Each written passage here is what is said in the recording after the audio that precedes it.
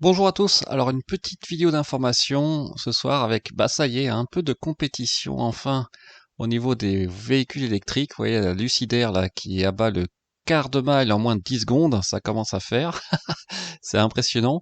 Bon alors évidemment il y a la Model S Plaid qui va bientôt sortir, qui va probablement être présentée à la Battery Day. Mais moi, je trouve ça bien. Vous voyez, a priori, elle bat aussi la Taycan.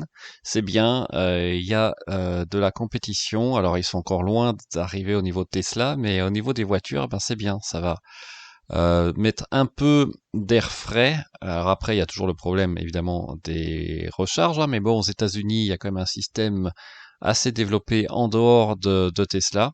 Bon, alors, évidemment, les prix là, c'est hors de prix, mais bon, c'est bien. Ça va amener un peu Tesla à regarder ce qui se fait ailleurs. Yeah, just see what a typical version's like.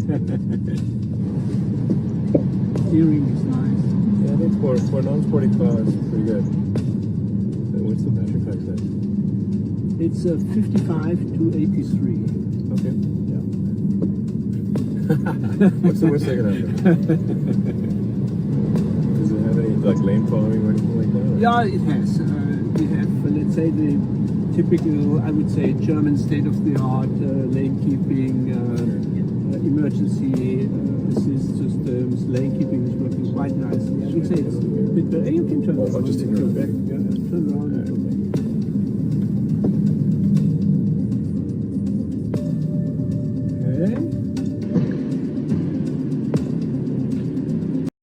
Et quel meilleur exemple que Volkswagen qui tease l'essai de l'ID3 par Elon Musk lui-même, pour montrer un peu l'importance d'Elon Musk dans le marché des voitures électriques, et puis aussi montrer que Elon Musk il est loin d'être idiot, hein. Il regarde ce que les autres font et à quelle vitesse ils progressent, et il a bien raison, hein, parce que ils vont pas rester les seuls sur le marché du véhicule électrique au niveau du premium pendant des années et des années. Donc voilà, il y a que les gens intelligents qui peuvent avoir cette démarche de s'intéresser à ce que les autres font, même s'il il semble qu'il part de très loin.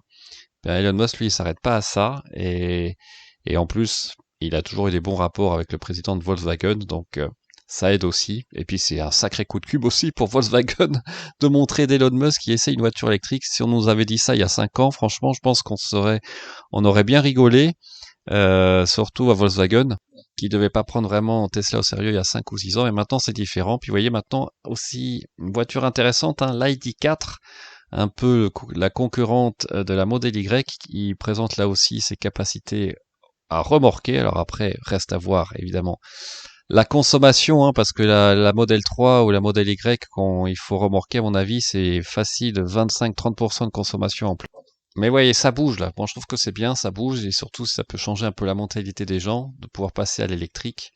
À moins, évidemment, il faudra que le réseau de recharge suive, et que ça ne pourra être que bien à mon sens. Et puis là, pour vous montrer que, par contre, au niveau de la reconnaissance des panneaux, c'est pas encore ça, hein. Là, aux États-Unis, en fait, j'ai pas mal d'exemples, notamment de Green Zeonic.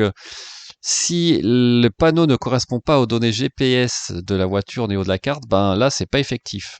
Donc, à voir quand même ce que ça va donner en France, parce que si à chaque fois il faut qu'il y ait la corrélation avec les données GPS de la carte, là vous voyez comme là ici, a priori ça ne marche pas non plus sur les autoroutes américaines.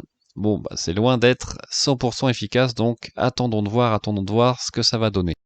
Voilà, écoutez, j'espère que cette petite vidéo vous a plu. N'hésitez pas à laisser des commentaires et à utiliser mon lien de parrainage si les cœurs vous en dit. Au revoir.